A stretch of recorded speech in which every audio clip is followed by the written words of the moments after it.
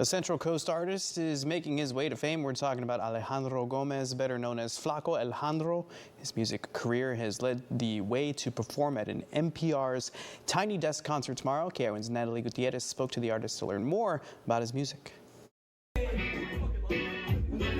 Born and raised in a household in Salinas where a variety of music was listened to, Alejandro Gomez, or better known as Flaco Alejandro, knew he wanted to become a musician since he was little. He says the type of music he writes and produces is Chicano music, and the majority of his music talks about self-love and about culture identity, something that he relates to. Another side of all my music talks about identity crisis, which is something like a lot of Chicanos struggle with in this country, not like being from Mexico and not being necessarily from here, so ni de aquí ni de allá.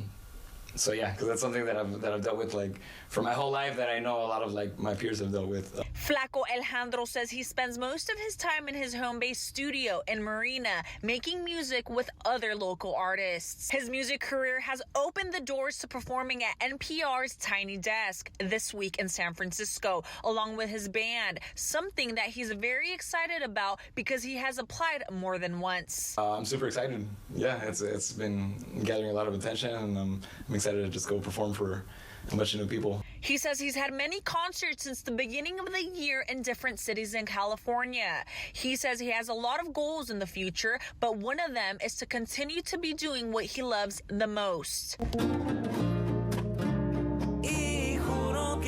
Well, I mean, I hope to be doing this full time in the future, like more at a greater capacity than I already am. Yeah, my goal has always been to be able to support myself and like the people around me just through music. In Salinas, Natalie Gutierrez, KION News Channel 46. Flaco Alejandro has nearly 4,000 monthly Spotify listeners, and you can find his music all over digital platforms too.